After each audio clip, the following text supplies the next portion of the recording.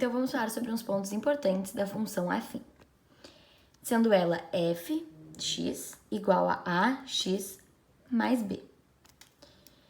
O a, então, ele é considerado um coeficiente angular, determinando, então, a variação da reta no eixo x e o crescimento da reta.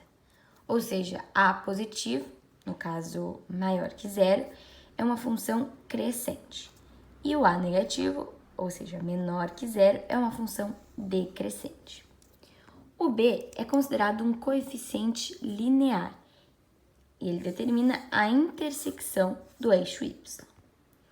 A raiz ou zero da função, a gente só descobre ela quando a gente iguala a função igual a zero. Igualando ela igual a zero, a gente descobre o valor do x. Quando descobrimos o valor do x, é fácil. O ponto x corta o eixo das abscissas.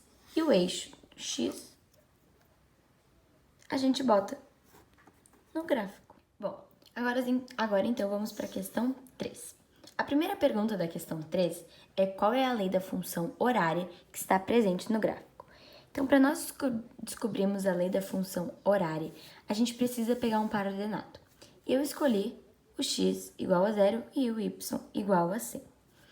Bom, então agora a gente precisa substituir esse par ordenado aqui nesta forma.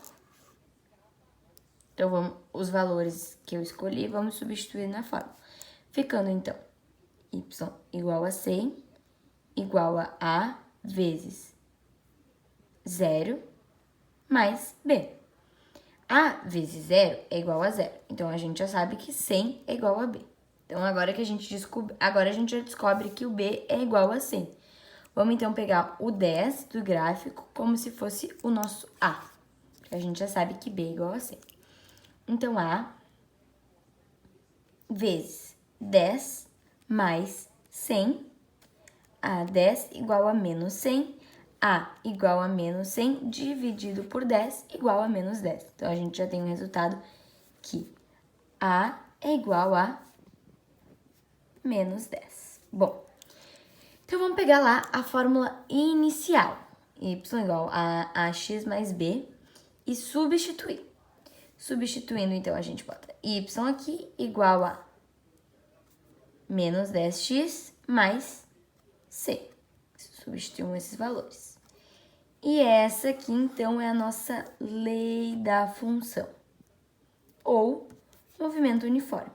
Mas para conseguirmos definir como movimento uniforme, a gente precisa encontrar, e é uma outra formulazinha, sendo ela, então, S igual a 100 menos 10t.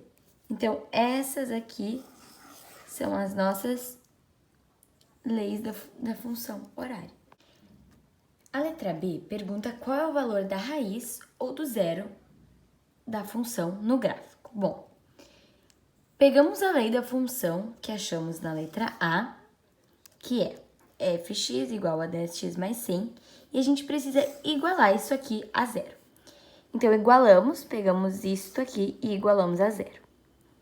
Fazemos a fórmula, passamos para o lado, torna negativo, depois acabamos com uma divisão e encontramos que x é igual a zero. Então, que x é igual a 10.